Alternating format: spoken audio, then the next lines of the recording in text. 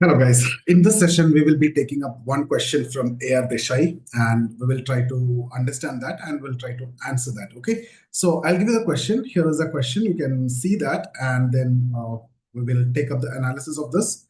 So you need to analyze A.R. Desai's views on India's path of development. Okay.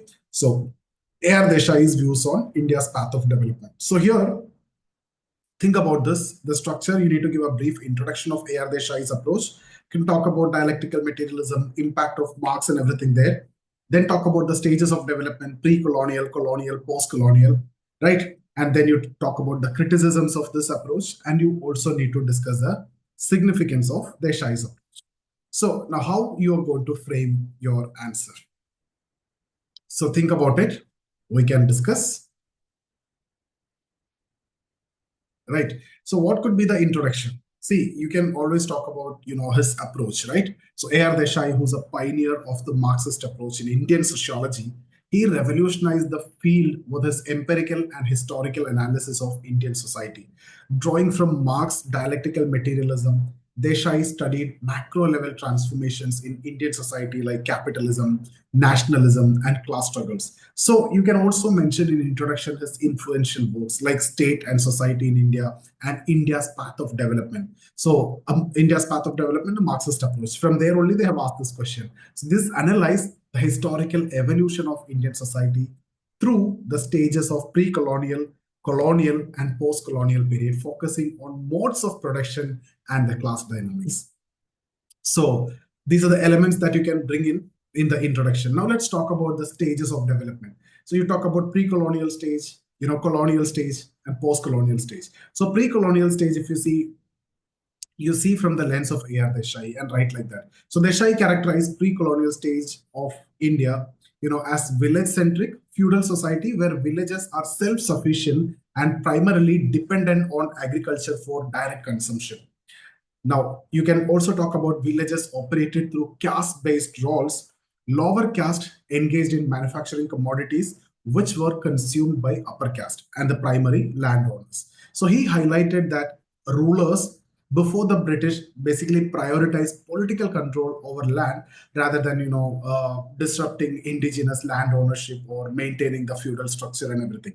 So this is what the understanding of pre-colonial stage. Then you talk about the colonial stage, like under colonial rule, the introduction of Zamindari system have created absentee landlords and intensified rural exploitation. Because all these we have discussed in detail in the session, so I'm not getting into that. I'm just giving you a broad idea. And you can also talk about colonial interventions like centralized laws, modern education, railways, and industries have created or spurred socio-economic changes, and particularly in urban areas. And the emergence of middle class who are loyal to the colonial government marked significant class polarization in both urban and rural settings. Desai also argued that colonial policies exacerbated the class divide and restructured Indian society into a modern but exploitative framework. Talk about post-colonial stage then. So after independence, see, one thing that you need to mention here is post-independence, welfare state have emerged. So initially, there was no need of this perspective. Relevance of Marxist perspective was not there because welfare state was looking for fulfilling the promises which it was made before independence, like land reforms and other things, right? So you need a more structural functional approach. So at that point of time, functional approach were more dominant in Indian sociology, but over a period of time, the welfare state failed in its implementation of those policies or fulfilling those promises. So then a critical analysis is required. That's when Marxist policy become again relevant. So Desai critiqued the development planning and welfare policies of the Indian state, asserting that they benefited the propertied class or the upper class. Then initiatives like Green Revolution created rural petty bourgeois and reinforced traditional caste hegemony through Panchayat Raj institutions and cooperatives. So he also argued that the state supported capitalist interest under the in name of welfare and neglecting the exploited classes. Desai envisioned that only the people's movement and class struggle could pave the way for a socialist era, which will end the systematic inequality, just like what Marx discussed. So that's about the three stages that he visualized. We need to also talk about criticism. Couple of criticism is enough. What I'll do is I'll give you 4 or 5.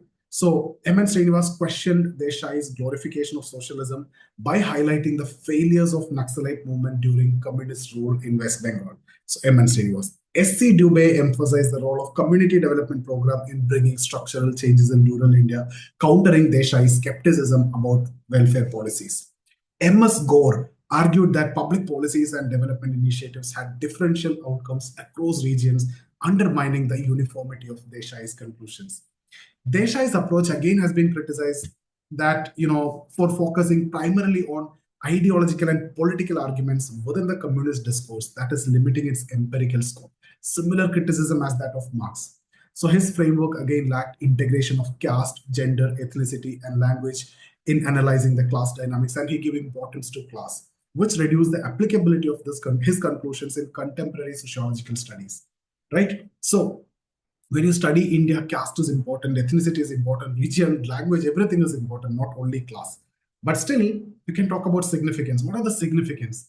See, Desai's work is pivotal in shaping modern Indian sociological thought, offering a Marxist perspective on class and caste dynamics.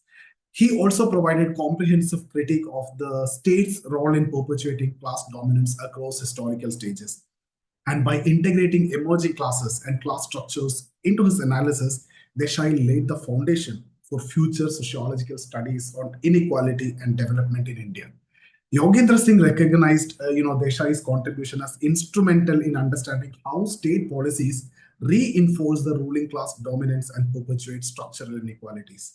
So any of this you can take. And what you can say in conclusion, A.R. Desai's Marxist analysis of India's path of development provide a profound understanding of how historical and political changes shaped Indian society. So his work has faced criticism for its ideological leanings towards that side and then limited empirical integration and everything, but it remains a cornerstone in Indian sociology for its focus on class struggle, its focus on state policies and structural inequalities. So till the time inequality and exploitation is there, Marxist approach is very much relevant.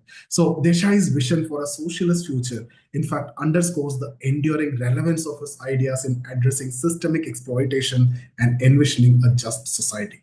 So take conclusion from this and make a very good answer. So that's about this session. If you like the video, share it with your friends who are studying or preparing for sociology. And then in case if you're looking for test series or mentorship, one-to-one discussions, you can get in touch with me. The details are there in the description. So see you in the next video. Thank you so much.